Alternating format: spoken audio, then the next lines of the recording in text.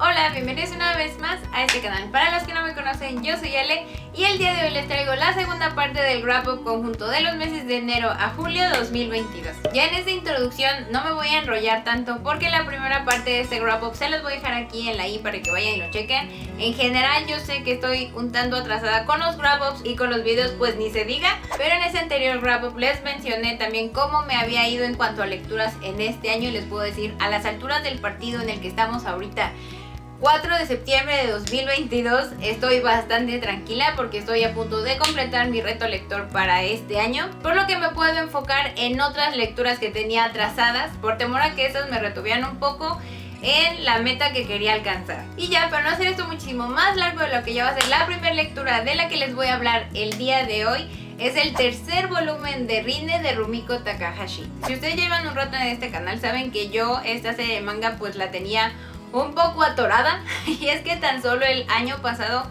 me di chance de por fin, por primera vez en mi vida, animarme a leer este formato. Leí 5 volúmenes en total y de esos 5, 2 pertenecían a la serie de Rinne de Rumiko Takahashi. Si ustedes no saben de qué va esta historia, pues les comento que en este manga tenemos como protagonista a Rinne. Él es un chico adolescente mitad humano, mitad shinigami, que como fuente de sustento diario, él se encarga de llevar almas al más allá. Esta actividad, pues al no ser demasiado lucrativa, hace que Rinne no solamente tenga que emparejar sus labores como shinigami, sino también como estudiante de la preparatoria a la que asiste junto a Sakura Mamilla. En apariencia ella es una humana al 100%, pero tiene el don o la maldición de ver espíritus, y ellos, tanto Sakura como Rinne, van a formar una alianza comercial con tal de resolver algunos casos que les proporcionan sus compañeros de escuela. Esto no solamente con tal de ayudar a las almas en pena, sino también ayudar a Rinne con sus finanzas. En general esta es una historia que tiende más hacia la comedia que hacia la fantasía.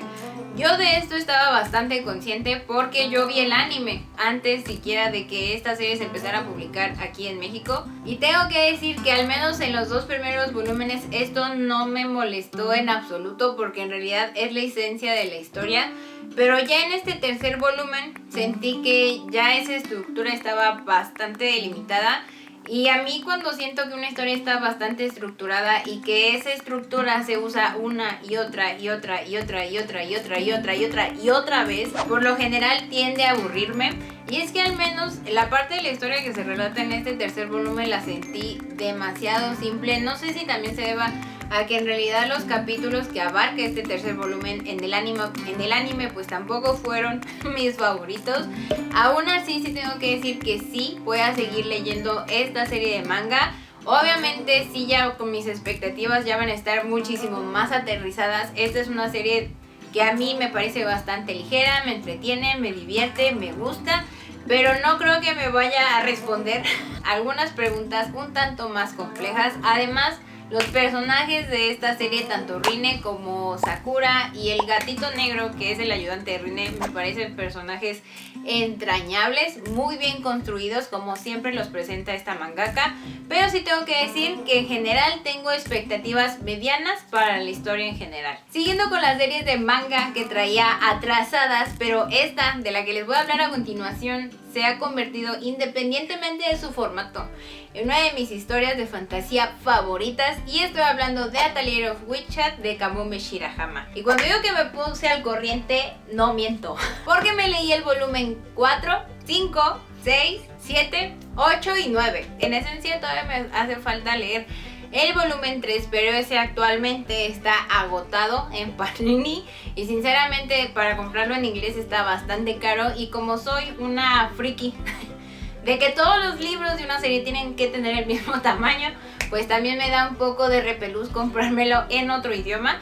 Pero volviendo al tema, no hay un solo volumen en esta serie de manga que yo haya leído y que no haya disfrutado. Y es que Kamome Shirahama balancea perfectamente bien lo que es la historia, lo que es el desarrollo de los personajes, y además lo combina con un estilo en su arte que es sensacional. En verdad se los digo que cada panel tiene un dinamismo impresionante, y es que en serio, si ustedes sí son muy fans de apreciar los dibujos que comúnmente se denominan bonitos, Atelier of Witch Hat es una serie de manga que no se pueden perder, porque sí se ve que esta mujer es una verdadera artista desde la A hasta la Z. En estos últimos volúmenes la trama se ha vuelto muchísimo más compleja de lo que se dejó ver en los primeros dos, que son completamente introductorios, tienen un tono un tanto más jovial, más bonito, pero ya a partir del cuarto volumen ya se nos están presentando conflictos nuevos y los que ya existían se están ramificando. De hecho, a partir del volumen 8 ya esta serie a mí me parece muchísimo más madura que en sus entregas anteriores, porque aparte están tocando ya temas que podrían ser un tanto sensibles para algunas personas. Ya yo los consideraría algunos trigger warnings, pero sobre todo el personaje de Kifri ha sido el que más me ha impactado. Él, muy al inicio de la historia, tiene un tono bastante jovial y no te imaginas que un personaje tan lindo y tierno puede estar manejando conflictos internos tan oscuros como ya se nos está presentando alrededor, creo que del volumen 6 al 7 y en adelante. Y es que en esta parte de la historia creo que Kamome Shirahama plantea que las debilidades que los personajes consideran tener en realidad también son sus mayores fortalezas. Por ejemplo, hay una parte en un examen donde hay un chico que tiene un miedo bastante profundo hacia lo que es la oscuridad, pero también el abrazar la oscuridad se vuelve su mayor herramienta, y no solamente con este personaje, sino con Coco, con Agatha y con las demás niñas del atelier. Me llama mucho la atención cómo esta mangaka ha sido capaz de manejar este tema y sacarlo a flote de una manera, en mi opinión, bastante exitosa. Y es por la suma en total de todos los factores que les acabo de mencionar por la que siento que ya Atelier of Witch Hat es de mis series de fantasía favoritas. Aquí sí estoy dispuesta a meter las manos al fuego al decirles de que por favor, si ustedes no han leído esta historia, lo hagan. Que si por favor ustedes nunca han leído un manga, se animen a hacer de esta historia el primer manga que lean, porque les aseguro que no los va a decepcionar. Ya volviendo al formato tradicional, el único libro en físico del que les voy a hablar a continuación es The Winter of the Witch de Katherine Arden. Si ustedes ya llevan un rato en mi canal, prácticamente desde inicios del 2021, saben que la serie de Winter Night de Katherine Arden, de la que este es el tercer volumen, es una de mis series de fantasía favoritas. Sus primeros dos volúmenes son El oso y el ruiseñor y La chica en la torre. Ya estos dos libros yo ya los vi en español, particularmente en El sótano, que está frente a Palacio de Bellas Artes. Entonces, pues si ustedes viven en la Ciudad de México y quieren leer estos libros en español pero no los han encontrado, pues en esa sucursal están. En realidad, como esta ya es la última parte de una trilogía, pues no les puedo decir mucho sin entrar en spoilers, pero de lo que sí les puedo decir es que sin duda ese libro ha sido el que más tiempo me he tardado en leer. Y esto lo digo porque lo empecé en enero y lo terminé en julio. Y es que este libro empieza brutal, en serio, brutal, con letras mayúsculas. La historia arranca en el mismo punto en el que nos dejó el final de La chica en la torre. Pero al inicio de The Winter of the Witch pasan cosas tan traumáticas que a mí me hicieron poner el libro en pausa. Hay un personaje del que nos despedimos, pero nos despedimos de él de la manera más brutal posible. Y yo sí les tengo que decir que a mí me entristeció, pero sobre todo me traumó. Y es que no solamente fue la escena en sí, sino el dolor que esto generó en Basia. A mí me pegó demasiado hondo. Y si yo en ese entonces estaba lidiando con mi depresión, no podía lidiar al mismo tiempo con la depresión de Basia. Entonces tuve que poner este libro en particular algunas semanas en pausa, porque sí, en verdad sentí que me abrumó. Pero ya en el momento en el que lo retomé, me complació bastante reconocer que esta autora, Katherine Arden, es capaz de mantener prácticamente el mismo nivel de calidad, buenos personajes y buena historia en los tres libros. No hay uno, a mi parecer, que decaiga. En definitiva, mi favorito es el primero, y este estuvo muy cerca de hacerlo a un lado, porque sí estuve a punto de ponerle 5 estrellas, pero sentí que el manejo del conflicto en este libro no estuvo tan bien llevado como en los anteriores. Y esto lo digo por dos factores. El primero es que en este volumen ya se nos explica mejor por qué Basia tiene esta conexión o este don de ver a los espíritus de la naturaleza del folclore eslavo. Me encantó que ya hubiera esa explicación y no solamente dar por hecho que Vasya tenía este poder porque simplemente ya lo tenía, pero nada más explican la razón y ya, no profundiza más.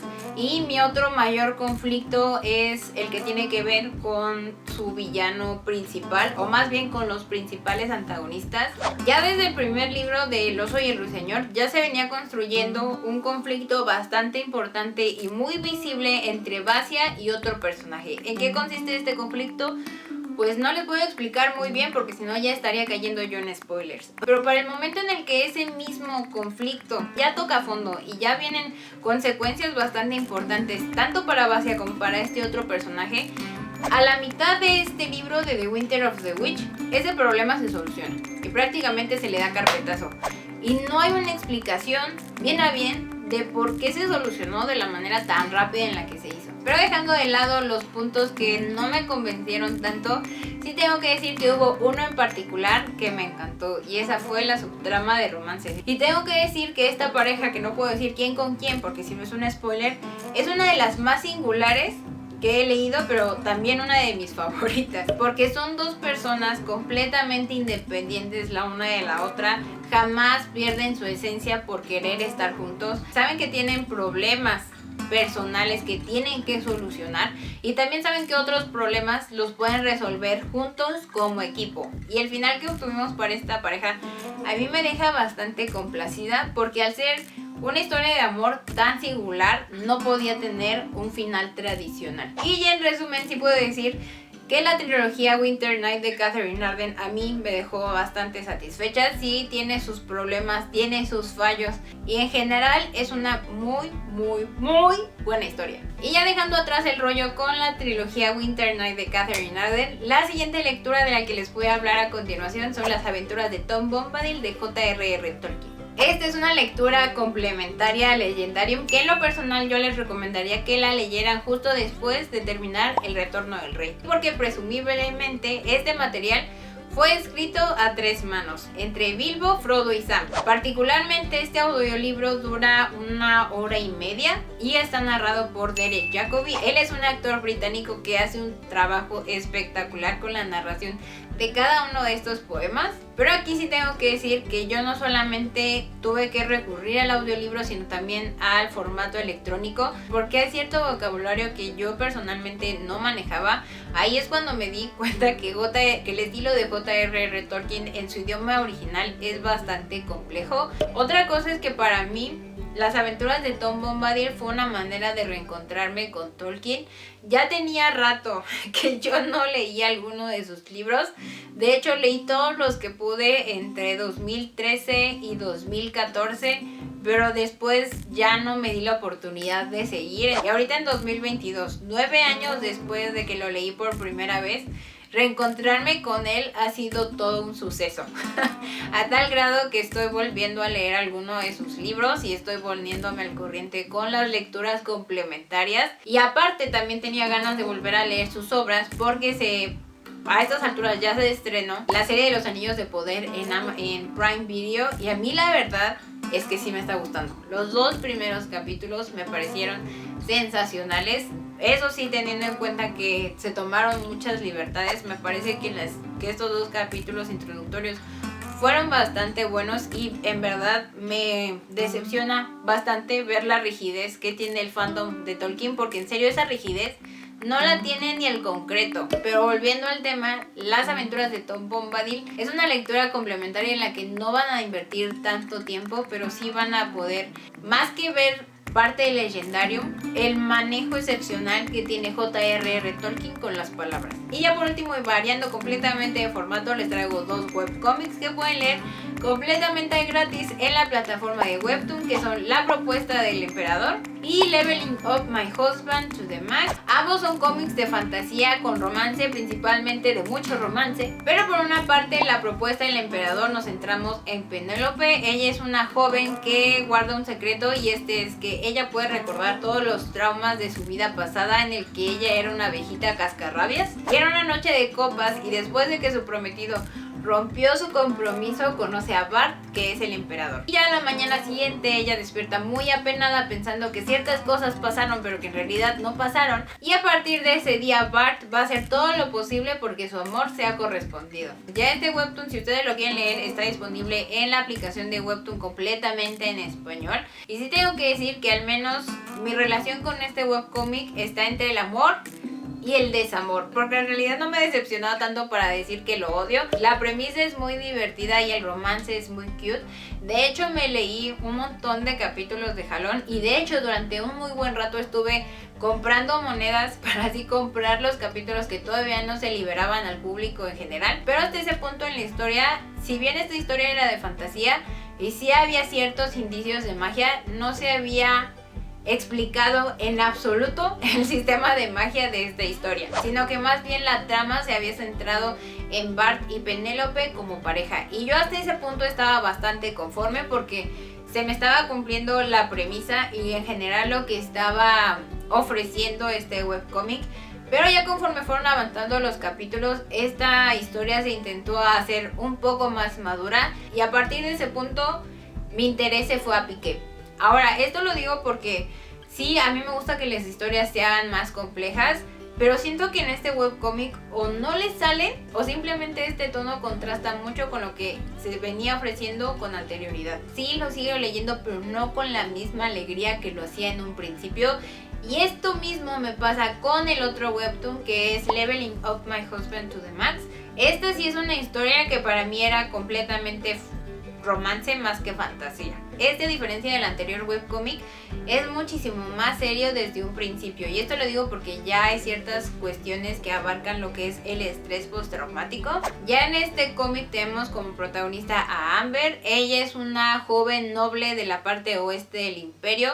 Ella proviene de una familia acaudalada y por alguna razón el emperador, solo porque es malo, muy malo, decide arreglar un matrimonio entre ella y Carlix, que es también un joven noble, pero de la parte este del imperio, que es bastante pobre. Estos dos, al estar atrapados en un matrimonio por conveniencia que ninguno de ellos dos quiere, pues su relación no es la mejor. 10 años pasan en este matrimonio completamente infeliz y estos sucesos desembocan en el conflicto principal de esta historia. Y es que debido a intrigas políticas, tanto Amber como Carlix son ejecutados. Pero a Amber, por alguna extraña razón, se le da la oportunidad de regresar 10 años en el tiempo y cambiar su destino. A partir de ese punto donde Amber decide regresar y ser completamente diferente, ya la vemos muchísimo más empoderada, más involucrada en las cuestiones de gobiernos, en el manejo de las finanzas, no solamente las que corresponden a su dote, sino también a las finanzas del territorio que gobierna Carlix, también a mejorar la situación de desigualdad social que hay en este territorio, pero sobre todo vamos a ver cómo ella va a manejar ciertas situaciones que desencadenan en un estrés postraumático a consecuencia de su vida anterior. Ahora, ¿cuál es mi problema con este webcomic?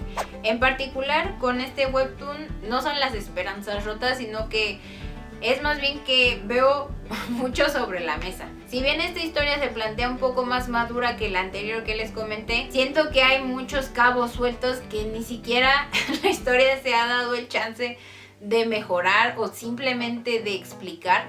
Y a esto voy de que en realidad nunca se nos ha explicado en como 40 capítulos que llevamos por qué el emperador es malo. O sea, simplemente es malo porque es malo y ya, pero no vemos sus motivaciones, no vemos si son económicas, si son emocionales, si son territoriales, o por qué la familia de Amber está tan atemorizada de él, por la que prácticamente venden a Amber a un matrimonio forzado, o cuál es el origen de la madrastra de Carlix, en qué momento apareció para crear un verdadero matrimonio feliz para los padres de Carlix. Ninguno de los puntos que se pusieron sobre la mesa prácticamente desde el principio se han aclarado, y a mí esto, si bien no me tiene decepcionada, me tiene un tanto frustrada, porque ya a estas alturas del partido ya tendría que tener la historia un rumbo muchísimo más claro. Y a mí en lo personal esto sí me da muchísimo coraje, porque el personaje de Amber y el personaje de Carlix dan para muchísimo más de lo que en realidad está ofreciendo esta historia. Y bueno, pues ya así llegamos al final de este largo resumen de lectura, tan largo que lo tuve que partir en 2 partes.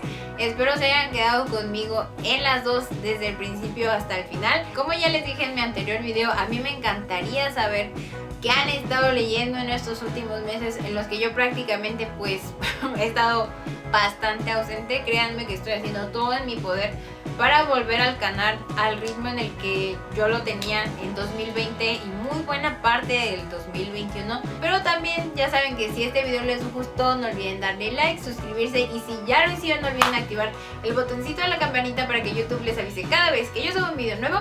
Eso ha sido todo por mi parte, espero verlos muy pronto y hasta luego.